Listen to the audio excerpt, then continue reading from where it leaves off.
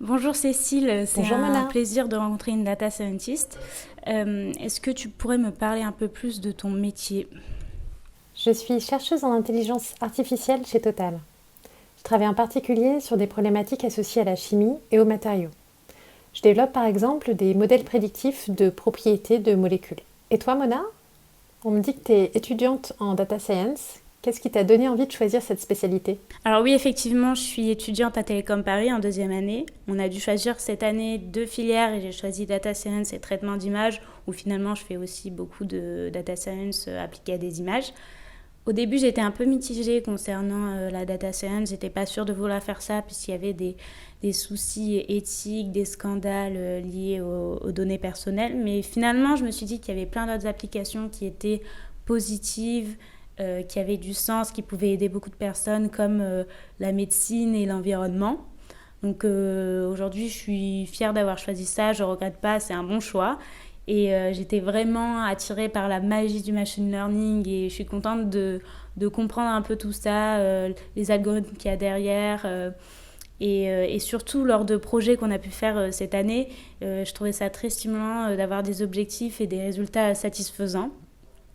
Par exemple, toi, est-ce que tu as un projet en data science dont tu es fière ?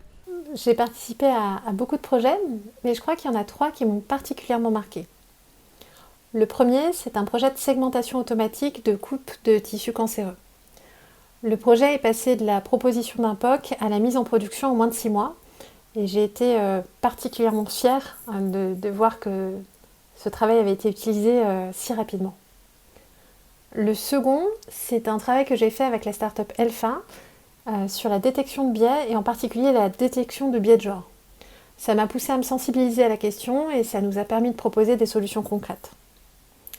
Et enfin, aujourd'hui, je suis très heureuse de participer au développement d'un projet de capture de CO2.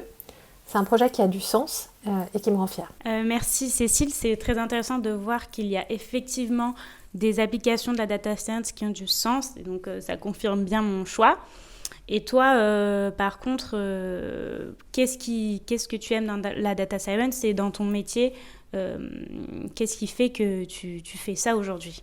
Ce que j'aime particulièrement dans mon métier, c'est qu'il me permet de faire le lien entre des spécialités complémentaires. Ma formation pluridisciplinaire me permet de créer des connexions entre les chimistes et les informaticiens théoriques et ça nous permet de pouvoir proposer de nouveaux sujets de recherche et de se faire rencontrer des thématiques. C'est vraiment ce qui fait la richesse de mon travail. Merci pour ta réponse. Tu dis avoir fait un parcours, une formation pluridisciplinaire. Est-ce que tu peux m'en parler un petit peu plus, s'il te plaît ? Oui, bien sûr. J'ai fait la fac. J'ai un master de bioinformatique et de biostatistique de l'Université Paris-Sud. J'ai poursuivi ce master par une thèse. J'ai travaillé sur l'évolution du métabolisme des champignons. Donc, c'était une thèse de génomique comparative durant laquelle j'avais déjà appliqué des méthodes d'apprentissage supervisé. Suite à cette thèse, j'ai été travailler en Floride pour mon postdoc. Le sujet portait sur l'impact des antibiotiques sur les orangers. Le problème était qu'on n'avait pas suffisamment de données dans les bases de données pour pouvoir répondre à la question. Donc j'ai proposé un nouveau sujet de recherche. Nous avons travaillé sur des méthodes de Natural Language Processing qui nous permettent d'extraire automatiquement des informations sur, dans ce cas-là, les voies métaboliques des organismes non modèles. Suite à ce travail, j'ai été embauchée dans une start-up qui s'appelle Oranova, une start-up marseillaise, spécialisée en intelligence artificielle. J'y ai géré des projets, j'ai répondu à des besoins clients, mais j'ai surtout travaillé avec des chercheurs passionnés et avides de transmettre. J'y ai beaucoup appris sur mon métier et je les remercie.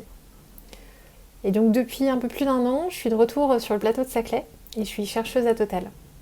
J'ai choisi ce poste afin de travailler sur des thématiques énergie nouvelle et capture de CO2. Je me rends compte que tu as un parcours très différent du mien. Je suis passée par la prépa, puis j'ai intégré Télécom Paris, qui est une école centrée autour du numérique. Donc ça m'a guidée vers la data science. Donc finalement, tu penses qu'il n'y a pas de parcours idéal pour devenir data scientist ? Effectivement, je ne pense pas qu'il y ait de parcours idéal. On peut devenir data scientist en passant par des écoles d'ingénieurs, tout comme en passant par un parcours scientifique à la fac.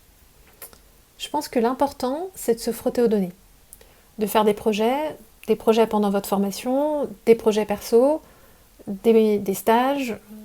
L'important, c'est de gagner en expérience parce que c'est en se frottant aux données qu'on comprend les problématiques qui peuvent y être associées et les solutions qui peuvent nous permettre d'y répondre.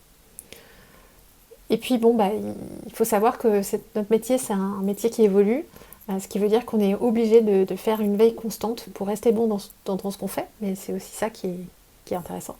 Merci. J'ai une autre question. L'événement Women in Data Science aborde le sujet de la discrimination et des biais sur le lieu de travail en data science. Mais je trouve ça assez intéressant de réfléchir sur aussi les biais et les discriminations qui ont lieu dans les algorithmes de data science. Qu'en penses-tu ? Je pense qu'il y a certainement autant de biais en data science que dans le reste de la société. Bon, on peut le voir dans nos données. Il y a des exemples d'outils de détection automatique de visages qui, jusqu'à il y a quelques années, ne reconnaissaient pas les visages de jeunes femmes noires. Il y a des exemples dans Google Translate où on va partir d'une langue non genrée et puis quand on va faire quelques tests, on peut s'apercevoir qu'un médecin c'est masculin et c'est une infirmière, c'est pas un infirmier. C'est des exemples qui existent, mais je pense que la diversité induite par la présence des femmes et par la présence de cultures différentes dans nos équipes, ça nous permet d'être plus à même de détecter ces biais, de penser à ces biais et du coup de chercher des moyens d'y pallier. J'ai le sentiment que les choses s'améliorent et je suis optimiste pour le futur. Et toi Mona, qu'en penses-tu ? Pourquoi as-tu décidé de participer à Women in Data Science ? Je suis assez d'accord avec toi, je trouve que les mentalités évoluent et changent et par exemple je pense que toi et moi on est assez épanouis dans ce qu'on fait, on est à l'aise et je trouve que c'est important que d'autres femmes le soient aussi, qu'elles soient à l'aise avec leur parcours et leur envie de travailler dans la data science. Donc finalement je suis ici pour apporter un côté positif, un point de vue positif, pour donner envie à d'autres jeunes femmes de suivre ce parcours si elles en ont envie et surtout les jeunes filles qui sortent du lycée parce que c'est souvent à ce moment-là qu'on voit un gros changement au niveau de la répartition hommes-femmes dans les études. Donc voilà, c'est pour apporter un côté positif, un point de vue positif et leur donner envie de se spécialiser dans ce domaine.